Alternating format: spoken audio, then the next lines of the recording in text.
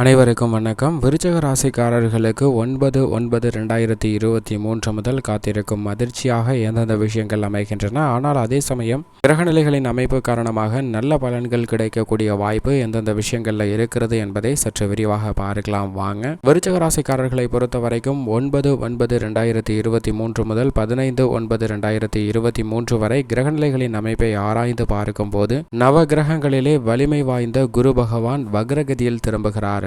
குரு வக்ரகதியில் திரும்புவது அவ்வளவு சிறப்பான நன்மை தரக்கூடிய அமைப்பாக பொதுவாக பார்க்க முடியாது என்றாலும் கூட இந்த தருணத்தில் விருச்சிக ராசிக்காரர்களுக்கு குரு வக்ரகதியில் திரும்புவதால் சில நன்மைகள் நிச்சயமாக கிடைக்க இருக்கிறது என்பதை அவர் உறுதிப்படுத்துகிறார். ஏனென்றால் ரூணரோக சத்ருஸ்தானமாகிய 6ஆம் இடத்தில் சஞ்சரிக்கக்கூடிய குரு பகவான் வக்ரம் பெறுவது நல்ல பலன்களை கொடுக்கக்கூடிய ஒரு அமைப்பாக பார்க்கப்படுகிறது. ஏனென்றால் குரு பகவானை பொறுத்த வரைக்கும் விருச்சிக ராசிக்காரர்களுக்கு 2 மற்றும் 5ஆம் இடத்தின் அதிபதியாக இருக்கிறார்.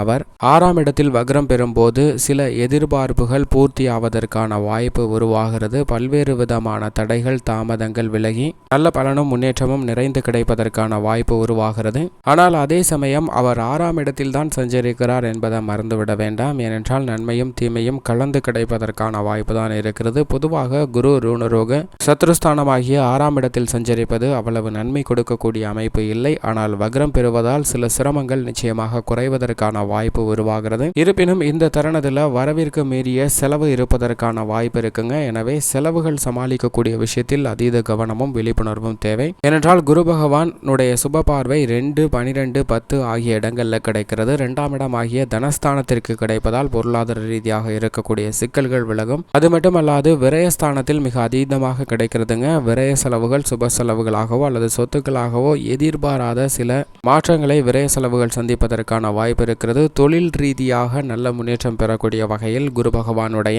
சுப பார்வை தொழில் ஸ்தானத்திற்கு விழுவதால் தொழில் ரீதியாக நல்ல முன்னேற்றம் கிடைப்பதற்கான வாய்ப்பும் யோகமும் கிடைக்கிறது. பாக பிரிவினை பூர்வீக சொத்துக்கள் உள்ளிட்ட பிரச்சனைகள்ல சற்று நிதானமும் பொறுமையும் கடைபிடிக்க வேண்டிய ஒரு தருணமாக பார்க்கப்படுகிறது. இந்த தருணத்தில் அலுவலக ரீதியான பணிகளை மேற்கொள்ளும் போது எதை செய்தாலும் யோசித்து செய்ய வேண்டும். நிதானத்துடனும் பொறுமையுடனும் செய்யுங்க. எடுத்தோம் கவுத்தோம் என்று விரைவாக செய்து முடிக்க வேண்டும் என்று அவசரப்பட வேண்டாம். நிதானத்துடன் செய்தால் மட்டும்தான் நல்ல பலன்கள் கிடைப்பதற்கான வாய்ப்பு இருக்கிறது. ஆனால் அதே சமயம் மிக வலிமை வாய்ந்த சனி பகவான் 3ஆம் இடமாகிய சகாயஸ்தானத்தில் வீற்றிருக்கிறார். சகாயஸ்தானத்தில் சஞ்சரித்தாலும் அவர் வக்ரகதியில் சஞ்சரிக்கக்கூடிய தருணமாக பார்க்கப்படுதுங்க. சனியின் அமைப்பை பொறுத்த வரைக்கும் 3இல் இருப்பது நல்ல முன்னேற்றம் கொடுக்கக்கூடிய ஒரு அமைப்பாக பார்க்கப்படுகிறது. அது மட்டுமல்லாது அவர் வக்ரத்தில் இருப்பது அவ்வளவு சிறப்பான நன்மை கொடுக்கக்கூடிய ஒரு அமைப்பாக பார்க்க முடியாதுங்க. எனவே சற்று விழிப்புணர்வுடன் இருங்க.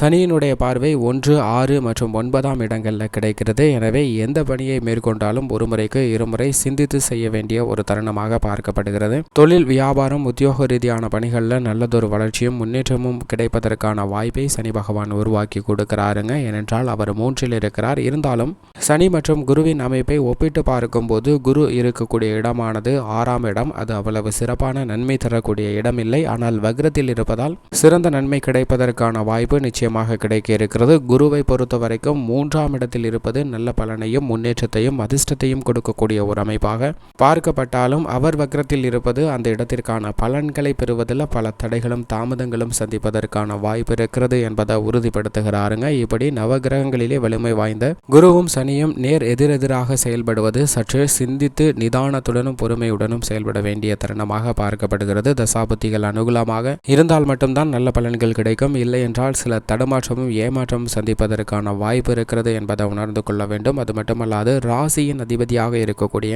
செவ்வாய் மற்ற கிரகநிலைகளின் அமைப்பு எப்படி இருந்தாலும் அதீத நன்மையும் முன்னேற்றத்தையும் அள்ளித்தரக்கூடிய ஒரு அமைப்பில் சஞ்சரிக்கிறாருங்க. லாபஸ்தானத்தில் ராசியின் அதிபதி செவ்வாய் வீற்றிருப்பது அமோகமான வளர்ச்சி கொடுக்கக்கூடிய ஒரு அமைப்பாக பார்க்கப்படுகிறது. ஏனென்றால் அவருடைய பார்வை 4, 5, 8 ஆகிய இடங்களில் கிடைக்கிறதுங்க. சுப நிகழ்வுகள் நினைத்தபடியே மிக விரைவாகவும் சிறப்பாகவும் செய்து முடிப்பதற்கான வாய்ப்பும் யோகமும் கிடைக்கிறது. பூர்வ புண்ணிய ஸ்தானத்தில் அவருடைய பார்வை பதிவதால் அனைத்து விதமான குடும்ப ரீதியான பிரச்சனைகளும் பொருளாதார ரீதியான சிரமங்களும் குறைவதற்கான வாய்ப்பும் யோகமும் உண்டு. ஏனென்றால் மற்ற கிரகநிலைகளின் அமைப்பு சாதகமாக இருந்தும் சாதகமற்ற ஒரு நிலையில் இருந்தாலும் இந்த தருணத்தில் ராசியின் அதிபதி லாபஸ்தானத்தில் வீற்றிருப்பது அமோகமான வளர்ச்சி கொடுக்கக்கூடிய ஒரு அமைப்பாக பார்க்கப்படுகிறது. புதிதாக நிலம், வீடு, வாகனம், ஆடை ஆபரண சேர்க்கை போன்றவை வாங்குவதற்கான அதிர்ஷ்ட யோகம் நிறைந்த ஒரு தருணமாக பார்க்கப்படுகிறது. பல தடைகள், தாமதங்கள் அனைத்தும் விலகி நல்ல ஒரு முன்னேற்றமும் வெற்றி வாய்ப்பும் கிடைப்பதற்கான ஒரு சூழ்நிலை நிச்சயமாக உருவாகிறது என்பதை தெளிவாகவும் துல்லியமாகவும் உறுதிப்படுத்துகிறாருங்க. இந்த தருணத்தில் வித்யாகாரரும் அதிவுக்கு அதிபதியாக இருக்கக்கூடிய புதன் ஜீவனஸ்தானத்தில் வீற்றிருக்கிறார். அவருடன் இணைந்து சூரியன் சஞ்சரிக்கிறாருங்க. சூரியன் 10ல் இருப்பது தொழில் ரீதியாக அமோக வளர்ச்சி கொடுக்கக்கூடிய ஒரு அமைப்பாக பார்க்கப்படுகிறது.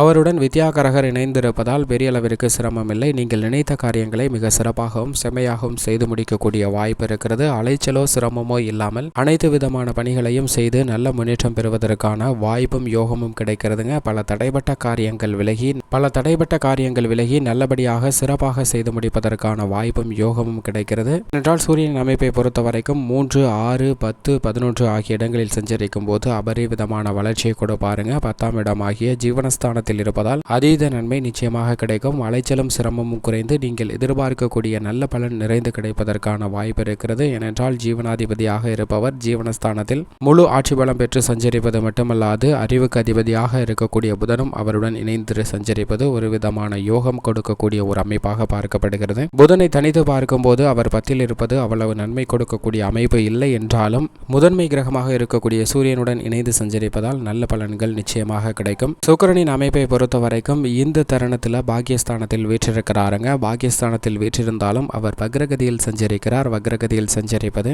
நிறைந்த பலனை கொடுக்கக்கூடிய ஒரு அமைப்பாக பார்க்க முடியாது. ஏனென்றால் கலைத்துறை, அரசியல் துறை ரீதியான பணிகளில் கடைசி நேரத்தில் வாய்ப்புகள் கை நழுவி செல்வதற்கான ஒரு சூழ்நிலை இருக்கும். புதிய ஒப்பந்தங்கள் மற்றும் புதிதாக திட்டமிடக்கூடிய காரியங்களில் சில தடைகளை சந்திப்பதற்கான வாய்ப்பு சுக்கிரனின் அமைப்பு காரணமாக இருக்குங்க. சுக்கிரன் மிக அதீத நன்மை கொடுக்கக்கூடிய பாக்கியஸ்தானத்தில் அமர்ந்திருந்தாலும் அவர் வக்ரகதியில் இருப்பதால் சில தடுமாற்றம், ஏமாற்றம் சந்திப்பதற்கான வாய்ப்பு இருக்கிறது. எனவே அனைத்து விதமான பணிகளிலும் விழிப்புணர்வுடன் இருங்க. சந்திரனை பொறுத்த வரைக்கும் அஷ்டமத்தில் சஞ்சரிக்கும் போது மட்டும் சற்று விழிப்புணர்வுடன் இருங்க. மற்ற தருணங்கள் அனைத்தும் சந்திரனின் அமைப்பு காரணமாக நல்ல பலன்கள் நிச்சயமாக விருச்சிக ராசிக்காரர்களுக்கு நிறைந்து கிடைக்கும். நிழல் கிரகமாக இருக்கக்கூடிய ராகு கேதுவின் அமைப்பை பொறுத்த வரைக்கும் ராகு அதீத நன்மை கொடுக்கக்கூடிய 6ஆம் இடத்தில் வீற்றிருக்கிறாருங்க. ராகு ருணரோக சத்ருஸ்தானமாகிய 6ஆம் இடத்தில் இருப்பது அமோகமான வளர்ச்சி கொடுக்கக்கூடிய ஒரு அமைப்பாக பார்க்கப்படுகிறது. குரு வக்ரகதியில் திரும்பி இருப்பதால் பல சிரமங்கள் நிச்சயமாக குறையும். நல்ல ஒரு நன்மையும் முன்னேற்றமும் கிடைப்பதற்கான வாய்ப்பும் யோகமும் இருக்கிறது. ராகுவின் அமைப்பு காரணமாக சில எதிர்பாராத நன்மைகள் நிச்சயம் கிடைக்கும். ஆனால் கேதுவை பொறுத்த வரைக்கும் விரயத்தில் இருக்கிறாருங்க. மோட்சக்காரராக இருக்கக்கூடிய கேது விரயத்தில் இருப்பது அவ்வளவு நன்மை கொடுக்கக்கூடிய அமைப்பாக பார்க்க முடியாது. ஏனென்றால் எதிர்மறையான சிந்தனைகளும் கருத்துகளும் சற்று தலை தூக்குவதற்கான வாய்ப்பு நிறைந்திருக்கக்கூடிய ஒரு தருணமாக அமைகிறது. எனவே எதிர்மறையான கருத்துகள், சிந்தனைகளை